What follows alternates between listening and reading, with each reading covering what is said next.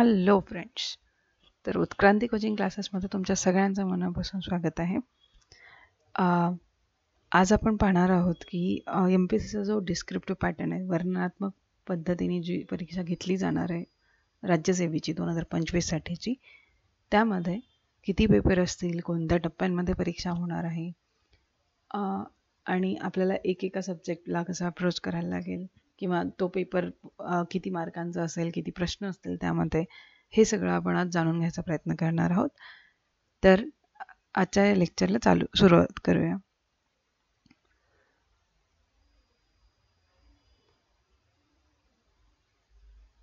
तर हा जो आहे MPSCचा डिस्क्रिप्टिव्ह पॅटर्न, याच्याबद्दलचा ओव्हरव्ह्यू आपण आज घेणार आहोत.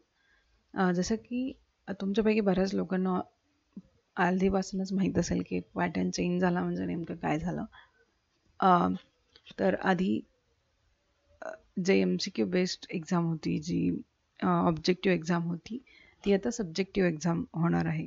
तर यामध्ये सगळ्यात मोठा जो बदल झाला आहे तो मेन्सच्या टप्प्यामध्ये झाला आहे. राज्यसेवाची जी मुख्य परीक्षा असणार आहे त्या टप्प्यामध्ये सगळ्यात मोठा बदल झालेला आहे, आणि त्या अनुषंगाने आपल्याला अभ्यासामध्ये पण बरेचसे बदल करावे लागते.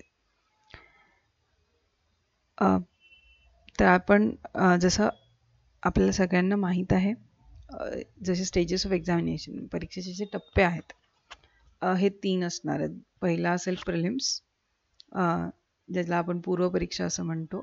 नंतर असेल मेन्स, मुख्य परीक्षा, आणि तिसरा असेल इंटरव्ह्यू, ती पर्सनॅलिटी टेस्ट किंवा तोंडी परीक्षा म्हणू शकतो आपण, ती असणार. तर ही पूर्ण जी परीक्षा आहे, हे 3ही टप्पे मिळून ही जवळजवळ 1 वर्ष चालणारी परीक्षा आहे. आपण आता एकेका टप्प्याबद्दल माहिती घेऊया. सगळ्यात पहिल्यांदा आपण पाहू प्रिलिमिनरी एक्झामिनेशनबद्दल, ज्याला आपण पूर्वपरीक्षा असं सुद्धा म्हणतो. तर याच्यामध्ये 2 पेपर असतात पूर्वपरीक्षेसाठी. आत्ताच जशी 1 डिसेंबरला परीक्षा झाली, तर जनरल स्टडीज चा एक पेपर असतो आणि एक CSATचा पेपर असतो. CSAT म्हणजे बुद्धिमत्ता चाचणी, आणि जनरल स्टडीज म्हणजे सामान्य विज्ञान, सामान्य ज्ञान. सामान्य ज्ञानाचा जो पेपर आहे तो 200 मार्कांचा असेल, आणि त्याच्यावरच आपलं पूर्ण मेरिट डिसाईड होतं. त्याचं कारण आपण नंतर पाहूया. पण ह्या 200 मार्कांमध्ये एक 1/4, 1/4 निगेटिव्ह मार्किंग असते. म्हणजे एक प्रश्न चुकला तर अर्धा मार्क तुमचा निगेटिव्हमध्ये जातो, आणि तोच एक प्रश्न जर बरोबर आला तर 2 मार्क मिळतात. आता प्रिलिम्समध्येच CSATचा जो पेपर असतो तोही 200 मार्काचा आहे, पण तो आता क्वालिफाईंग आहे. त्यामध्ये तुम्हाला 66 मार्क्स घेणं अनिवार्य आहे, आणि मग तुमचं पूर्ण मेरिट आहे जनरल स्टडीजवर डिसाईड केला जाईल. तर हा झाला प्रिलिम्सचा, म्हणजे पूर्वपरीक्षेचा जो टप्पा आहे तो अशा प्रकारे कंडक्ट केला जातो. आणि त्यातही ही परीक्षा केवळ 1 दिवसाची असते. सकाळी 1 पेपर असतो, दुपारी 1 पेपर असतो, सकाळी 10 ते 12ची 1 शिफ्ट, आणि 3 ते 5ची 1 शिफ्ट, अशा एका दिवसामध्ये प्रिलिमची परीक्षा पूर्ण होते. त्यानंतर आपण पाहूयात मेन्सबद्दल. तर मेन्स ही याआधी ज्या प्रकारे घेतली जायची, त्याच्यामध्ये ऑब्जेक्टिव्ह पॅटर्न होता आणि MCQची परीक्षा होती ती पूर्णपणे. पण आता जी असणार आहे ती वर्णनात्मक पद्धतीने, जसं आपण 10वी-12वीच्या बोर्डची परीक्षा दिलेली आहे तशा प्रकारे ही परीक्षा असेल. तर यामध्ये टोटल 9 पेपर्स असणार आहेत. आता 9 पेपर्स आहेत, 3-3 तासाचा एक पेपर आहे. तर येस, की ही परीक्षा खूप मोठी असते, 5 दिवस चालते ही. आणि एका दिवशी सगळ्यात पहिल्या दिवशी एस्सेचा पेपर असतो, तो 3 तासाचा, त्या दिवशी एकच पेपर, आणि त्यानंतरचे 4 दिवस सलग तुम्हाला 2 शिफ्टमध्ये पेपर लावा लागतो, एका दिवशी 6-6 तास कंटिन्युअसली. तर 9 ते 12चं एक शिफ्ट आणि 2 ते 5ची एक शिफ्ट असे. तर आपल्याला त्या अनुषंगाने लिहिण्याची प्रॅक्टिस वगैरे सगळं करायला लागेल. ते हळूहळू होईल, म्हणजे जसं तुम्ही अभ्यास करत जाल तसंच तुम्ही हळूहळू आन्सर रायटिंगकडे जाल. उत्तरं लिहून पाहताय, प्रश्न समजून घेताय, सिलेबस समजून घेताय, थोडंफार पाठांतर होतं आहे, थोडंफार करंट अफेअर्स, चालू घडामोडींनी तुम्ही त्याच्यामध्ये व्हॅल्युएडिशन करताय. ह्या सगळ्यांसोबत त्या गोष्टी आपोआप होतील. आता फक्त आपण हे पाहूयात की हे जे 9 पेपर आहेत हे कोणते पेपर असणार. तर सगळ्यात पहिले मराठी आणि इंग्रजी, आणि हे 2 पेपर 300 मार्कांचे असतात आणि हे क्वालिफाईंग पेपर असतात. म्हणजे याचे मार्क ॲक्च्युली मेरिटमध्ये काउंट नाही होत. तर क्वालिफाईंग असल्यामुळे याच्यामध्ये तुम्हाला 1/3 मार्क्स घ्यावे लागतात, की 300 मार्कांचा पेपर आहे तर तुम्हाला 100 मार्क्स मराठीमध्ये आणि 100 मार्क इंग्रजीमध्ये घ्यायला लागतील. आता यामध्ये काय असेल तर निबंध लेखन, पत्रलेखन,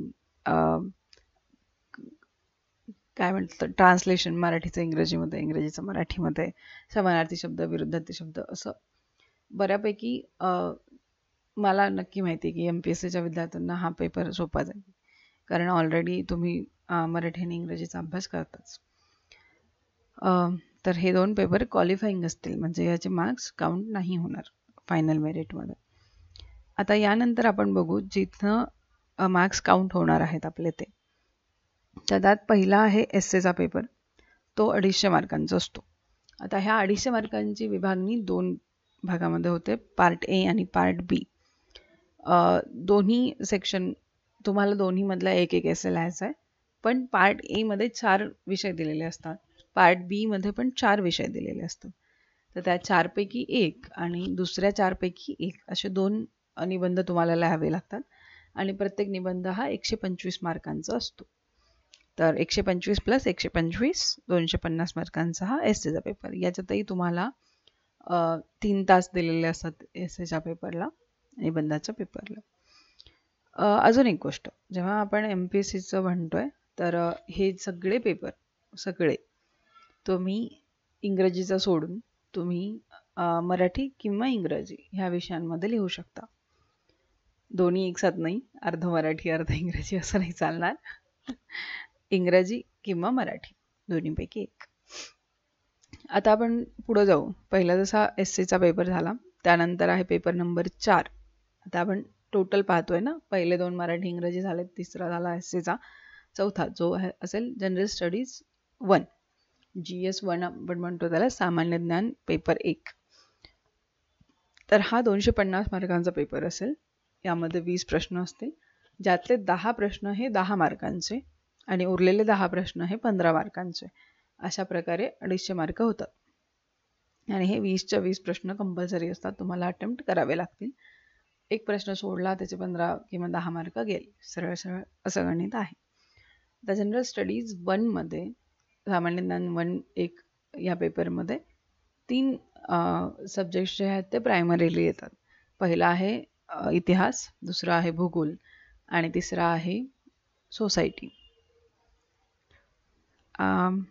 नंतर आपण पाहू की जनरल स्टडीज 2 हा पण पेपर 250 मार्कांचा असतो. यातही 20 प्रश्न आहेत. पहिले 10 प्रश्न 10 मार्कांचे, 10 प्रश्न 15 मार्कांचे, आणि यातही सगळे प्रश्न कंपल्सरी आहेत. जनरल स्टडीज 2 मध्ये, म्हणजे सामान्य ज्ञान 2 मध्ये पॉलिटीचा पार्ट येतो, राज्यशास्त्र आणि इंटरनॅशनल रिलेशन्स आणि गव्हर्नन्सचा एक पार्ट येतो. त्यानंतर जनरल स्टडीज 3 मध्ये सामान्य ज्ञान 3 हा पण 250 मार्कांचा, याच्यामध्ये पण 20 प्रश्न असतात, 10 प्रश्न 10 मार्कांचे, 10 प्रश्न 15 मार्कांचे, अशा प्रकारे 250, आणि यातही सगळे प्रश्न कंपल्सरी. याच्यामध्ये बाकीचे सब्जेक्ट जसं इकॉनॉमी येतो, एन्व्हायरमेंट येतो, डिझास्टर मॅनेजमेंट, इंटरनल सिक्युरिटी, हे सगळे सब्जेक्ट जे जनरल स्टडीज 3 मध्ये येतात. आता आहे जनरल स्टडीज 4. हा इंटरेस्टिंग पेपर असेल. यामध्ये प्रश्न 12 दिसत आहेत, पण हा पेपर अटेम्प्ट करायला डिफिकल्ट असतो. त्याचं मेन कारण हे आहे की याच्यामध्ये थेअरीचे काही क्वेश्चन आणि केस स्टडीजचे काही क्वेश्चन असतात. तर जवळजवळ 6 केस स्टडीज तुम्हाला विचारल्या जातील. प्रत्येक केस स्टडी 20 मार्काची असते. तर 120 मार्क हे केस स्टडीसाठी आणि 130 मार्क हे थिअरीसाठी. अशा प्रकारे 12 प्रश्न दिसतात, पण हा सगळ्यात लेंदी पेपर असतो. हा 250 मार्काचाच पेपर आहे, आणि यातही सगळे प्रश्न कंपल्सरी असतात. हे झालं आपलं जनरल स्टडीज 1, 2, 3 आणि 4. सामान्य ज्ञान 1, 2, 3, 4, 250. आपण आलोय आता 1000 मार्क्स झाले कंप्लीट. त्यातही एस्सेचा अजून एक 250 म्हणजे 1250 मार्क्स झाले. आता यानंतरचा महत्त्वाचा टप्पा आहे जो आहे ऑप्शनल सब्जेक्ट, वैकल्पिक विषय आपण ज्याला म्हणतो तो. तर वैकल्पिक विषयाचे 2 पेपर असतात. एक ऑप्शनल 1 आणि ऑप्शनल 2. आता ऑप्शनल 1 मध्ये हे दोन्ही पेपर 250 मार्कांचे असणार आहेत आणि त्यामध्ये हे थोडंसं ट्रिकी आहे. मला वाटतं तुम्ही सगळ्यांनी लक्ष दिलं पाहिजे याकडे. जसं ऑप्शनलचे दोन्ही पेपर जे असतात त्याच्यामध्ये टोटल 8 पेपर असतात. 8 प्रश्न असतात. त्या 8 प्रश्नांपैकी 2 सेक्शनमध्ये हे 8 प्रश्न विभागले गेलेत. पहिले 4 प्रश्नांचा पार्ट ए, दुसऱ्या 4 प्रश्नांचा पार्ट बी.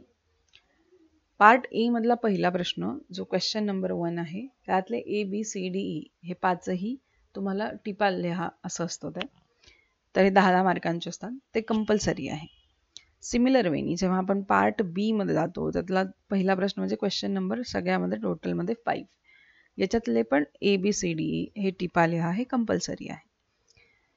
तर क्वेश्चन नंबर 1 आणि क्वेश्चन नंबर 5 हे कंपल्सरी आहेत. आता काय उरलं? जर टोटल नंबर ऑफ क्वेश्चन्स हे 8 असतील तर 1 आणि 5 केल्यानंतर बाकीचे अजून 6 प्रश्न उरतात. त्या 6 पैकी कोणतेही 3 तुम्हाला सोडवायचे. आणि त्या 3 मध्ये एक कंडिशन आहे की तुम्ही 2 आणि 1 सोडवा. म्हणजे एक तर तुम्ही प्रश्न क्रमांक 2, 3, 4 पैकी एक प्रश्न सोडवा किंवा 2 सोडवा, पण तुम्ही ते तिन्हीच्या तिन्ही नाही सोडवू शकत. तुम्हाला एक प्रश्न हा दुसऱ्या पार्ट मधला पण घ्यावा लागेल. असं I hope it is little tricky, but मला वाटतं की तुम्ही समजून जाल.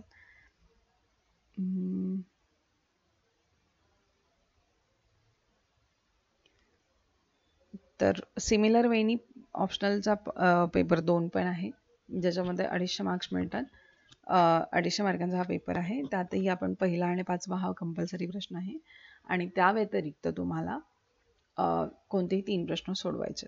कोणत्याही 3 मध्ये पण दोन्ही पार्टपैकी एक कुठला तरी तुम्ही तिन्ही प्रश्न पहिल्या पार्टमधले सोडवले किंवा तिन्ही दुसऱ्या पार्टमधले सोडवले असं चालणार नाही. तर हे झालं आणि आता इथपर्यंत आपली मेन्सची परीक्षा झाली. समजा 5 दिवसांचा जो मेन्सचा शेड्यूल असतं त्याच्यामध्ये हे 9 पेपर कंप्लीट झालेले आहेत. आता यानंतर